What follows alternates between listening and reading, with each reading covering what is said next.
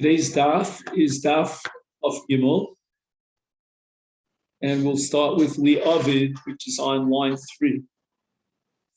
And what we know so far is that the process of what's called Masi and Masos, to light the fires on the mountaintops in order to pass the word on to the Golah, out to Bavel, as to whether or not they were Makadech the Chodesh on the 30th day, meaning they were only Masi Masos when Rosh Chodesh was on day 30, which means that the previous month was Chassid.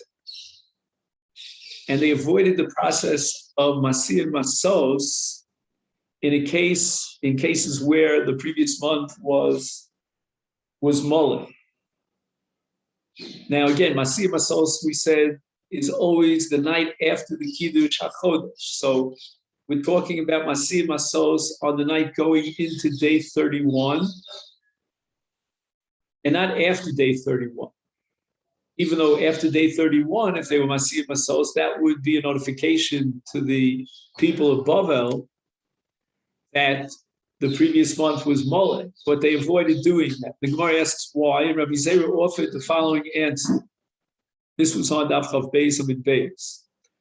They were worried about a situation in which the 30th day of the month was on a Friday. And obviously they couldn't be Masi and Masos after the 30th day, which would be on Shabbos. So they'd have to wait till Motzi Shabbos. And if they were Masi and Masos even for a Chodesh Moleh, then the people would be very confused. They would not know what is the meaning of the Masos on Motzi Shabbos. Does it mean that Shabbos itself was Rosh Chodesh, which means it was a Moleh? Or does it mean that they couldn't be Masi Masos on Friday night? The previous month was a Chaser, and therefore they postponed the Masi and Masos till Motzi Shabbos. But they had no way of knowing how to interpret the Masi and Masos of Motzi Shabbos in this case, if there would have been Masi and Masos for a Molech. So therefore they completely did away with Masi and Masos for a Chodesh Molech. And therefore, whenever they saw Masos, the people in the Gola automatically knew, they understood that the previous month was a Chassid. And the Gemara now is going to offer other alternatives to perhaps circumvent this issue of the confusion in a case where Friday was declared as Rosh Chodesh. In other words, we can have a cake and eat it too, the Gemara is going to argue. We can have Masi and Masos even for a Chodesh Moleh and do that after day 31, and we can still circumvent the problem of a Friday Rosh Chodesh in event that the Chodesh was Chassid. V'li'evid be'ah Moleh be'na Chaser. Why don't we do this Masos on both a Chodesh Chaser, which would mean that if the 30th day was on a Friday, there would be Masi and Masos on Motzi Shabbos, and they could be Masi and Masos also on a Molech. But v'chi mikla Rosh Chodesh b'erev Shabbos, in a case where the 30th day of the previous month fell on a Shabbos, on a Friday, and therefore there was no possibility of being Masi and Masos that night, meaning Friday night, then Lola Evid Kla. Don't light any fires whatsoever, not on Motzi Shabbos and not the day after. Just leave out, completely omit the Masi and Masos. And how would the people in the Gola interpret this? Hevan de lo avdin at Motzoi Shabbos. Since as a general rule, they avdin amoli, they are Masi and Masos in the case of a Chodesh Moleh, meaning after the 31st day, going into the night of the 32nd day, there would be Masi Masos. But in this case, that there were no Masos whatsoever, made the Yadi the Chaser. The people would certainly understand that the previous month was a Chaser. And that's why in Motzi Shabbos, they weren't Masi Masos. Meaning that by the absence of Masih and Masos, of lighting the torches on Motzi Shabbos, the people will therefore, ipso facto, derive the conclusion and understand very well that the previous month was Chaser, because if it would have been Mole, then Shabbos would have been Rosh Chodesh as day 31, and then they would have been Masih Masos on Motzi Shabbos. From the fact that they omitted Masih and Masos on Motzi Shabbos, it could only mean that the previous month was Chaser, and day 30 was Rosh Chodesh. Gemara says, "Afilu hachi asi limited." Even if they would omit Masih and Masos in a case where the 30th day of a Chodesh Chaser was declared as Rosh Chodesh and it was on a Friday, they still might come to the wrong conclusion. You're saying that they would scratch their heads and ask themselves, well, why weren't they Masih Masos? And therefore, they'd have to derive the logical conclusion that they omitted Masih and Masos because it was a Chodesh Chaser. No. Amri, they'll say, hi, Mole, who really Shabbos itself was Rosh Chodesh, and the previous month was a full 30-day month of Mole. Hi, the law of the you'll ask me, why aren't they Masih Masos on Motzi Shabbos? It nuse who did it nuse. There are circumstances beyond control, some mitigating interruption that cause them to omit Masih Masos. And Rashi explains that what kind of onus could have happened. Very strange. Rashi says that on Shabbos, they have lavish meals, like festive banquets.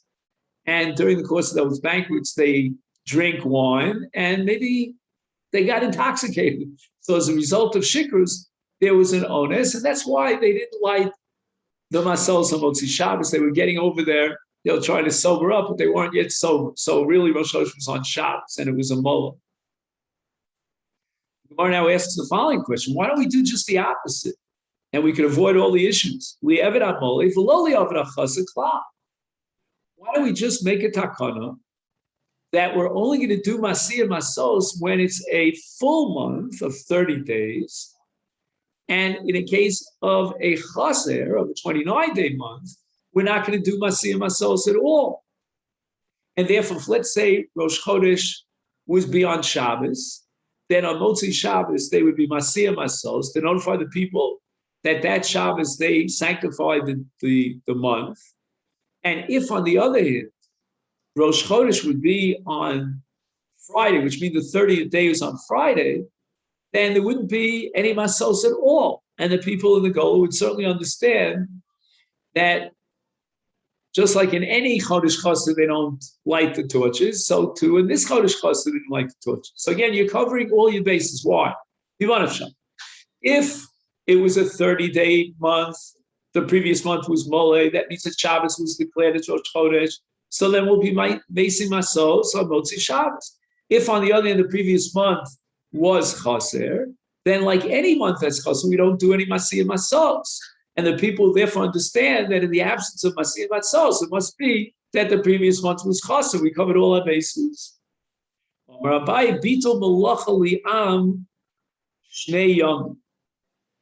you're going to establish that we only light the torches for a Chodesh Mole, then you're going to create a situation of Bittul Malacha for 2 days. You're going to impose a real imposition, a real tircha on the people of Israel, because there'll be 48 hours of suffix of doubt in which they will have to abstain from Malacha. Why? Because if you're Masih and Masos only for Chodesh Mole, then come day 30, they don't know what's going on. Maybe Bezdin was Makadesh day 30, and we're not Masih and Masos for a Chodesh Chas. So they're going to have to start abstaining from Malacha. We'll see the exact circumstances in just a minute, but on day 30, because maybe day 30 would be sanctified as Rosh Chodesh. They have no way of knowing. Now they go into day 31, and they're waiting for Masih and Masos. They'll get that after day 31 is over, going into day 32. Nimtza, it turns out that they have 48 hours of straight Bittul Malacha. And this becomes very relevant in the month of Tishrei, because this is Rosh Chodesh Tishrei is Rosh Hashana.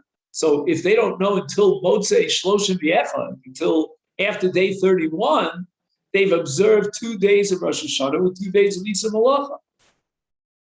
So we don't want to generate a situation of bitul malacha for two consecutive days, 48 hours, because we can simply circumvent that problem by being Meisiyim Asos for a Chodesh Chaser, which means on the night after day 30, they were Makadish Chodesh on day 30, the following night going into 31, they're Meisiyim Asos, and hallelujah, people realize that now they're allowed to do Malacha on the next day because the previous day was Rosh Chodesh Tishrei, was Rosh Hashanah.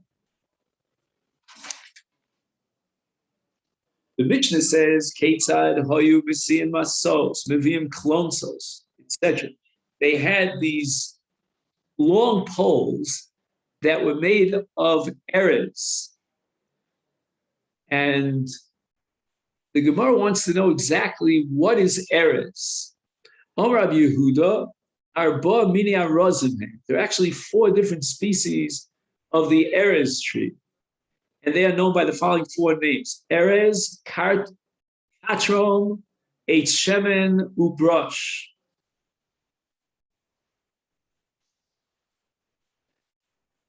Now, the second species on this enumerated list is Katrom, Amarav.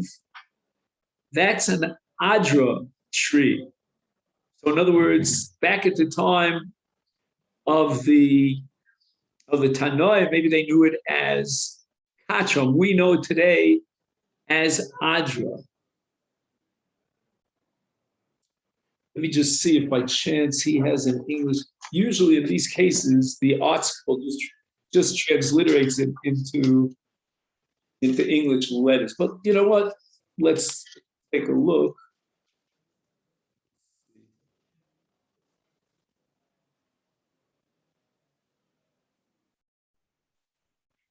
Adra tree, let's see, number 10. This is the Eder tree. Okay, so he takes Adra and he translates it as Eder, and it's mentioned in the Gemara Beitza. Okay, that doesn't add much to my knowledge, but better than nothing. Then we have the Bei Rabbi Shilo Amri. They have a different understanding of the Katrom, and that's called Mavliga. The Amrile, and a third transmission has it as Gulmesh. All right, we don't know exactly what these trees are, but the botanist hopefully will tell us. He says in the Hebrew footnote that Gulmesh is the Targum of Bachur Ka'arazim in Shir Hashirim. The Targum translates Bachur Ka'arazim in the 5th paragraph of Shir Hashirim as Chasin, meaning powerful, Higalmashin, like these cedar trees.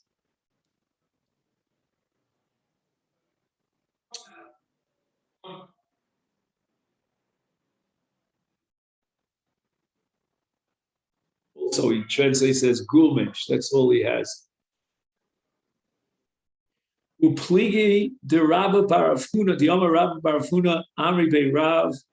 They said it in the name of Rav, they mentioned Rav Asora Mini Arozim. In fact, we look into Tanakh and we'll see that there are 10 different kinds of erez trees. So before we said in the name of Yehuda that there are 4 species. Now we're saying that there are 10 species. We're going to see 7 of them out of the 10 in one verse in Yeshaya Hanavi. Nemar. This is the nevuah of Yeshaya for the Achris Hayom, the end of days, when all the Bnei Agolios will gather in the exiles and they'll come back to Eretz Yisrael through the deserts. Etein b'midbar erez shita v'adas v'eit shemen asim b'arava b'rosh tidhar usa ashur yachdav. He says, I will set in the wilderness erez, shita, and hadas, and eit shemen. I will place in the desert berosh, tidhar, and tiashur. So let's just count it up. 1, 2, 3, 4, 5, 6, 7. So we have all told 7. Now, what are the Aramaic translations of these 7 species of erez tree? Erez is called arza, Okay. And once again, he just tells you it's the cedar tree that we said before. What else? For Nisa, the Shita is called Ternisa, and he says that's a pine tree. I don't know how he knows it's a pine tree. Just one second. Sure. Okay, fine. I thought that this is an oak tree. Okay, anyway, Hadas, Asa. Asa is the Aramaic word for Hadassim. A Shemin is a farsima, that's balsam. Let's see how he translates. We have balsam.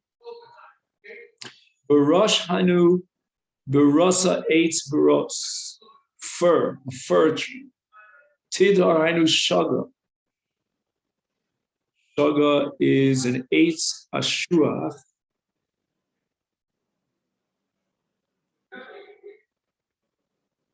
And the Ashur is a Shurivna. Shurivna, let's see. I don't see much here. Okay.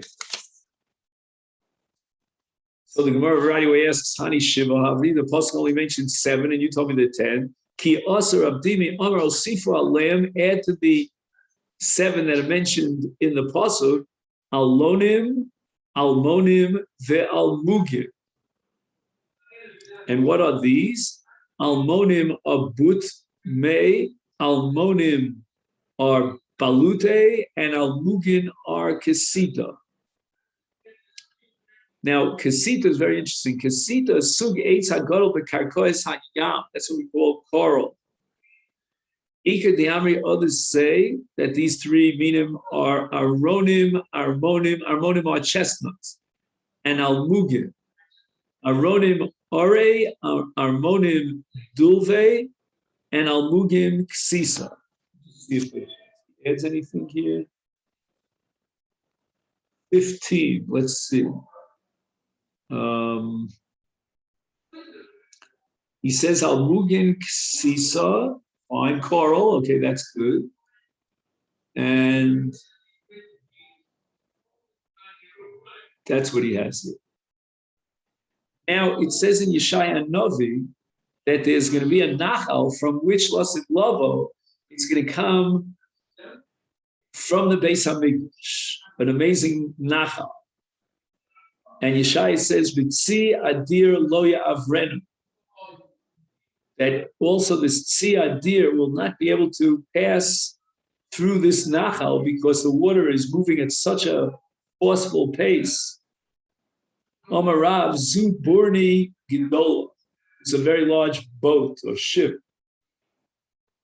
And even though it's a very large ship, it cannot cross this nachal that's going to come from the Beis HaMikdash, the Yosid Love. He says, so why do they build this boat? And the Gemara answers that this boat was meant to sink down to the bottom of the sea so that they could raise up the almogim, those corals, from the Karkois Hayam. Maisu Shis Alfi Gabri, that needs 6,000 men. Betracer Yachishad, that will work for 12 months. Normally, others say Tracer Alfi Gavri, only 12,000, it's twice that amount, 12,000 men, but Beshisa only for 6 Yarchishat, for 6 months. So again, it's either 6,000 men for 12 months or 12,000 men for 6 months. And now they sink the boat by filling it up with very heavy clay or soil until it reaches the bottom of the sea. So now they have sea divers. Now it seems that the top of the Sfina, because such a large boat, is still above water level. Because the water was not that deep. They found Al-Mogim even in relatively shallow water. They got off the ship. Who got off the ship? These divers. I don't know if they had oxygen tanks, but anyway, these divers, the kata atune de kisna, they would take a volin made of linen ropes, very strong ropes, and kata means co-chair, they would tie it. On one end, biksita, on the root of this coral, and the other end, chata lahu b'sfinasa, they tied it down to the boat. V'natli chala v'shadu livroi. Then they took workers, and these workers would take the chol in the sfina, and they would just dig out the chol from the sfina. Now that was the chol, this clay and dirt that was weighing down the boat. Now the boat will surface. The kama de midlaya,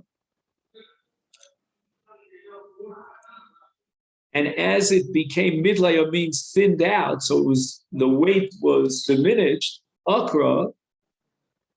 Now, as the boat lifts up towards the surface of the water, and the boat is tied down on the other side to the almog, akra umaisa, it will now remove the coral from the bottom of the sea.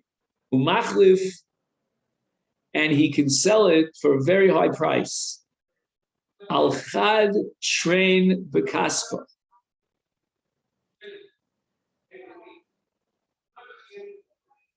And train bekaspa, I think, means a double its weight in kesef, meaning in silver. So whatever the coral was weighed, double it, and that's the price you can get for it.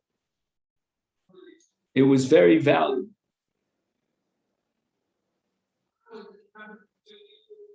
A second.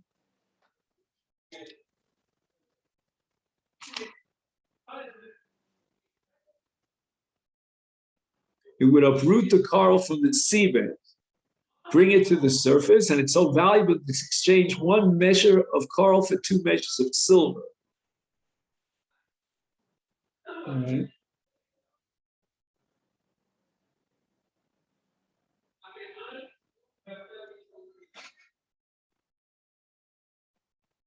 I don't know.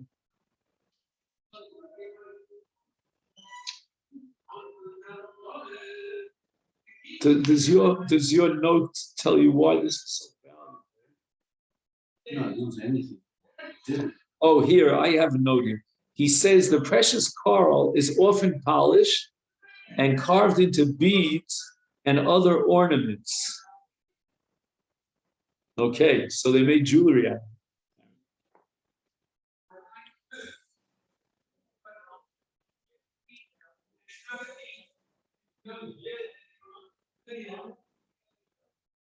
Now, where will you find these almogim? Plus Parvasa Havyan, there were 3 ports where the ships would dock and the water was very deep, and they would dive to the bottom of the sea and bring up very expensive things from the bottom of the sea. Tarte, Be, Armoy, 2 of them are amongst the Romans, Bechada de Be Parsoy, and 1 amongst the Persians. The Be Armoy, as far as the ports of the Romans, Maskon Ksisa. Malim Mekarkas Hayam Atze El Mogim Debe Parsa Maskin Maganisa. And in the ports of Persia, they would find pearls on the bottom of the sea. And they would have special divers who would know how to identify in the water exactly where to find these pearls and how to bring them up to the surface. And because of the very chashivus, this great significance of the Persian port, Makaria Arvasa Dimashmahi. It was called the Namal, the port of the kingship. Rabbi Yochanan called Shita v'Shita Shenatlu Nachrim Yerushalayim Asad HaKadosh Baruch Hu L'Achzira B'La. All of the Atzei Shita that the Goyim, when they destroyed Yerushalayim, they took, they confiscated from Yerushalayim. HaKadosh Baruch Hu in the future, at the end of days, will return them. Shenemar etain b'midbar eretz shita, which is the pasuk that we saw before. But it doesn't say etah, which would mean I will plant, but rather etain, I will take back. V'ein midbar el Yerushalayim, and I will take back to the desert. Here is an allusion to Yerushalayim. Shenemar Sion midbar hois Yerushalayim shmama. He doesn't teach the Torah that he knows. Dome ladas bamidbar. It's like a very fragrant myrtle branch in a desert. There's no one there to benefit from. And no one's benefiting from your Torah. So waste. Ikar the Amri, others say, Kol alome Torah malamda. Those who not only study Torah, but they teach Torah to others, is b'makom shein talmidei chachamim. And if they teach Torah in a place where there are no other scholars, and they're filling a vacuum, is dome, you can compare such a person to Adas Midbar, that even though the midbar is very harsh, but the myrtle gives off a very fragrant odor, fragrance. And it's very beloved. Yom Rabbi Yochanan, Oy lahem li'ovdei kochavim she'elem takana, which means that they spilled innocent Jewish innocent blood, and they will have no takana. Shenemar, it says Yishai Tachas and Nechoshes Avi Zahav Tachas Barzel Avi Kes Tachas Aitzim Nechoshes Tachas Avonim Barzel.